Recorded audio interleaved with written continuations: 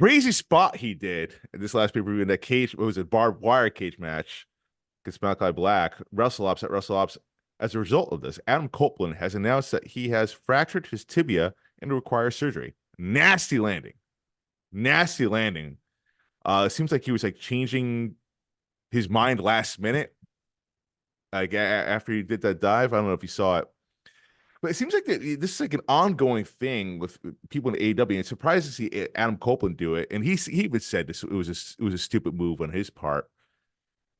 I don't know why is it, and do you feel like this is the case that AEW talent they take so many unnecessary risks? Do you feel that's the case? Not all of them. Not all of them, but like The smart ones don't. I did watch this. A friend of mine was going through a little bit of a breakup, and he's a huge AEW mark. So he wanted to watch whatever pay-per-view it was. He came over, we bought it, blah, blah, blah, hung out. Now that's our thing. He wants to come over for AEW pay-per-views. lucky you. Yeah. Especially when they're 4.5 hours long, plus the pre-show. 2 nights. So I watched this, and it looked awkward. It looked like another friend came over, and it looked awkward. Like, you don't often see elbows from the top of a cage, one. You don't often see them land like that, too. So I don't know if he did change his mind. Was he going for a splash? Was he going for something else? It definitely looked rough. It didn't look as rough as a ruptured tibia, but something was afoot, no pun intended. And but then you see Darby Allin jumping from the top of that mega ladder into a real life glass pane, shattering his back, scraping his back in many pieces during Edge's Sting's last match. So some of them do. Some of them definitely take unnecessary risks. Some of them do. Like the whole real glass incident, as you kind of alluded to. You have flamethrowers now that's going on. Like there's, I mean, I feel like they're trying to do like this whole wow factor, and I feel like there's no one in wrestling.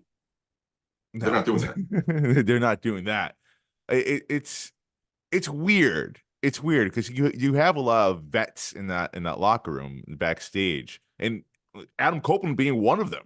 And it's almost like when they go to AEW, it's like they get excited. They want to hang with the young guys, right?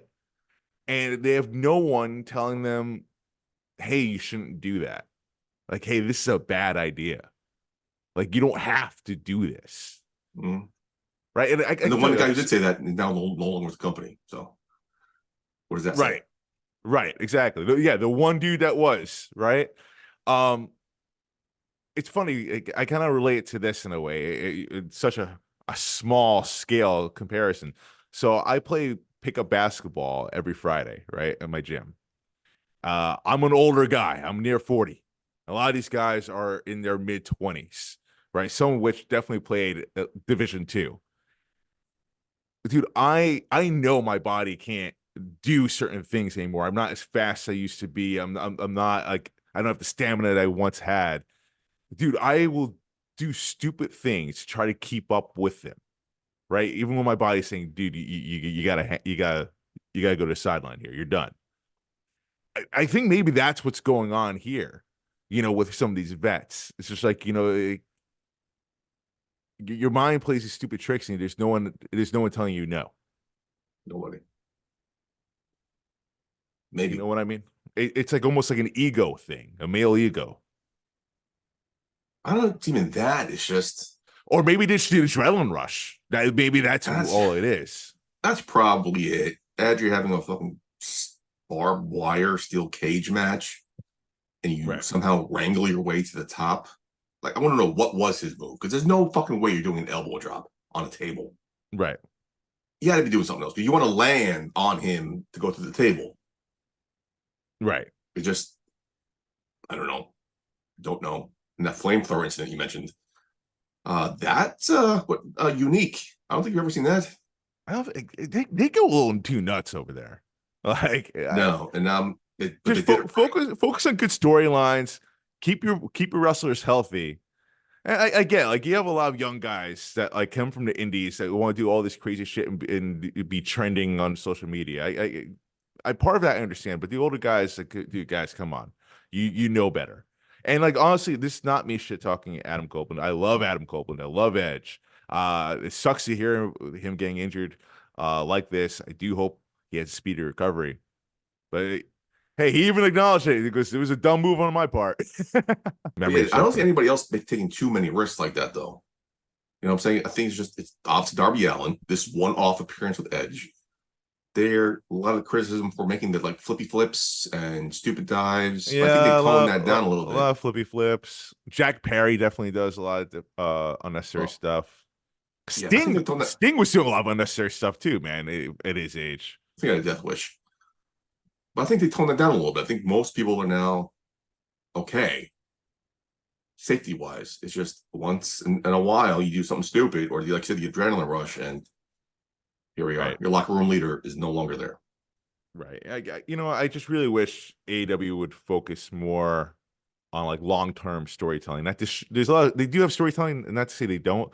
But it's a lot of short-term stuff, and it's not There's consistent. no feuds. I Yeah, think that's some people came over. it's short-lived. It's just like one match, maybe if you're lucky, two matches, but then there's no long term like three match. There's no rubber matches usually. And then I mean, you that might be have their fault because there's no monthly pay per views to build to. But right, and then you have these you say they have so many people that signed.